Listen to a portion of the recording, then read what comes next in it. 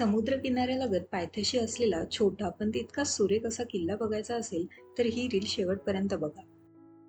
पालघर जिल्ह्यातील शिरगाव गावात असलेला शिरगाव किल्ला पालघर पासून 6.5 किलोमीटर अंतरावर आहे. ट्रेनने आलात तर पालघर स्टेशनला उतरून बस किंवा ऑटोने तुम्ही येऊ शकता. आणि जर तुम्ही वसई विरार येथे राहत असाल तर मारंबळपाडा जेटीने वैतरणा नदी क्रॉस करून तुम्ही जाऊ शकता. तो रस्ता जवळही आहे आणि खूप छान सुद्धा.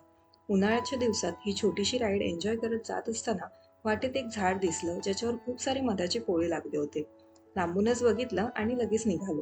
रस्त्याच्या दोन्ही बाजूला नारळाची झाडं दिसायला लागली आणि शिरगाव चौपाटी असा बोर्डही दिसला, म्हणजे आपण पोचतच आलो होतो. किल्ल्याच्या बाहेरच किल्ल्याची माहिती आणि नकाशा दिला होता. त्यावरून समजते की किल्ला आयताकृती आकाराचा आहे.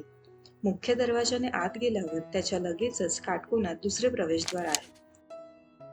किल्ल्याला एकूण 5 बुरुज आहेत. 4 कोपऱ्यावरील 4 बुरुज अष्टकोनी आहेत, तर प्रवेशद्वाराजवळील 5वा बुरुज वर्तुळाकार आहे. काळ्या बेसॉल्ट दगडाचे मजबूत बांधकाम असलेल्या बाहेरील भिंती, पायऱ्या, तटबंदी, बुरुज इत्यादी उत्कृष्ट स्थितीत असून पाहण्यासारखे आहेत. प्रवेशद्वाराच्या वरच्या बाजूस 2 मोठी कार्यालयीन दालने आहेत.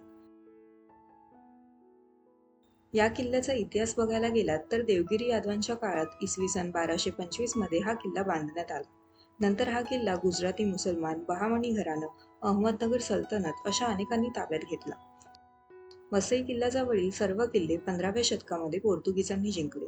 1737 मध्ये मराठा सैन्याने किल्ला ताब्यात घेण्याचा प्रयत्न केला, परंतु एका महिन्यातच त्यांना माघार घ्यावी लागली. वसई किल्ल्याच्या वेढ्यानंतर मराठा सैन्याने 1739 रोजी किल्ला ताब्यात घेतला. पुढे त्यांनी किल्ल्याची दुरुस्ती सुद्धा केली आणि नंतर 1818 मध्ये ब्रिटिशांनी हा किल्ला ताब्यात घेतला. तटबंदीच्या भिंतीवरून किल्ल्यातील सर्व ठिकाणांना भेट देण्यासाठी सुमारे 1 तास तरी लागतो. या किल्ल्याचा उपयोग किनारपट्टीचे रक्षण आणि शत्रूवर लक्ष ठेवण्यासाठी केला जात असे. किल्ल्यात एक भुयारी मार्ग सुद्धा आहे, जो खाली असलेल्या धान्याच्या कोठारामध्ये बाहेर पडतो. किल्ल्याच्या परिसरात तुळशी वृंदावन आणि स्मारक स्थळ आहे. रक्षकांसाठी असलेल्या खोल्या चांगल्या स्थितीत आहेत. किल्ल्याजवळच असलेला शिरगाव बीच सुद्धा खूप सुंदर आणि शांत आहे. मग तुम्ही कधी जाताय या किल्ल्याला भेट द्यायला?